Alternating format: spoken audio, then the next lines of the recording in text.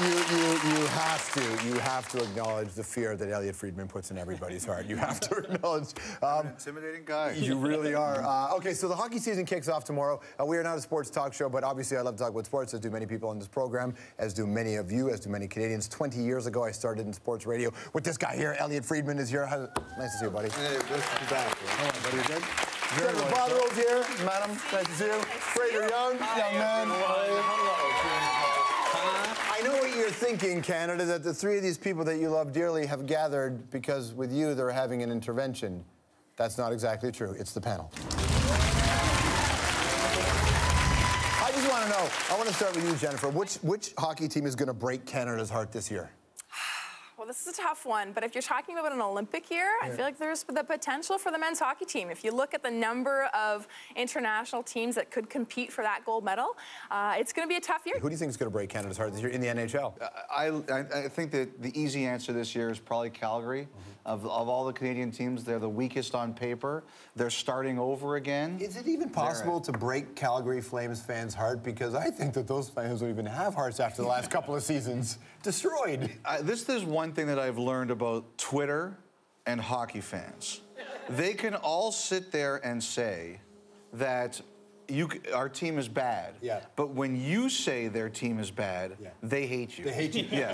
Who do you think is going to break? There's really, honestly, in the NHL, only one team that's capable of breaking my heart, and that's the Habs. Like, I don't cheer for like the last Canadian team. I cheer for the Canadians team. Right. Okay, there's a personal attachment there. You know, I don't care about it. Like Vancouver, I don't want to burn garbage cans in Vancouver. I want to flip cop cars in Montreal. You know, that's what it's about.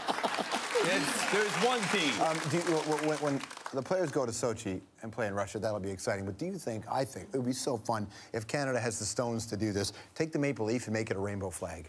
Like, don't you think it would be amazing if Team Canada went and played, like, and represented something so powerful? Because it's about human rights. And I wonder if you think Canada would ever have it in them to take that kind of position. You know what's great is that the athletes have already taken stands. And you look at the men's Olympic camp in Calgary in August, and Crosby spoke about it right there and then. And he said he was against the law. And so I feel like the players are already taking initiatives. So that's what's great. There will be opportunities down the road in Sochi too, but it's also nice to see that Canada's biggest names, biggest athletes are already taking a stand on that. Rainbow armbands, come on. You know, it's interesting.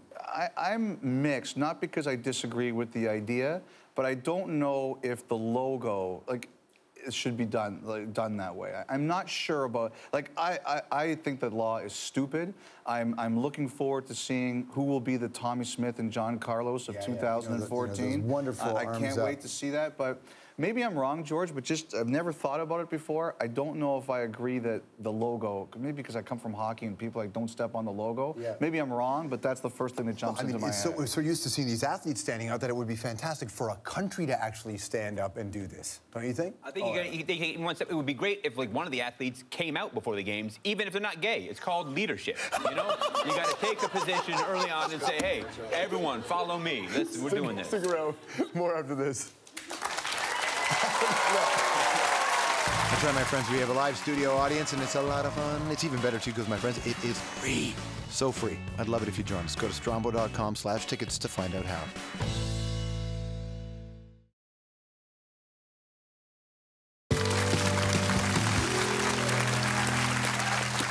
Back here on the program. I met you when we both worked at the Fan 590, and since that time you've done a bazillion interviews. You ever had an unbelievably awkward interview? Yes, and most of the interviews, bad interviews, were my own fault.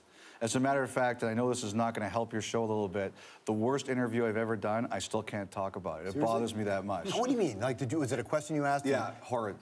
It's been 5 years, I still can't talk about it. Okay, don't tell us who the person was, but what was the question? I can't, because it'll give it away. Okay, don't tell us what the question was. Who was the person? That'll also give it away. That was a good try, though.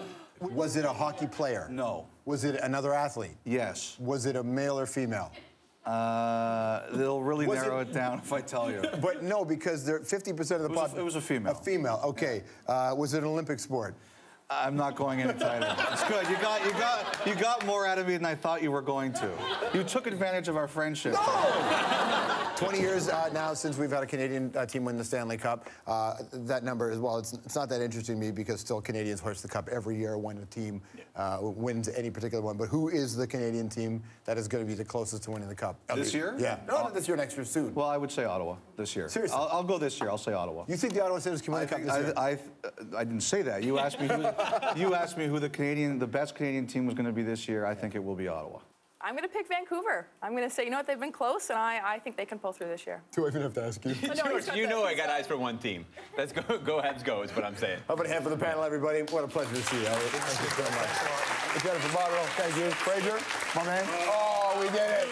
Make sure you watch Face Off. It's tomorrow night, around 6:30 p.m. on CBC. I'll be there with Kings of Leon. Of course, you'll be able to see the handsome Elliotte Friedman in studio here. Then it's Leafs and Habs on Hockey Night in Canada at 7 o'clock. Friege, HNIC, is how you can follow him on Twitter. Fraser is also rocking Twitter, young_Fraser. And Jennifer, I'm sure she likes to, but you can watch her with Journey to Excel. She supports that, which is a Center for Athletic Development. JourneyToExcel.com. Good things, you glorious nation.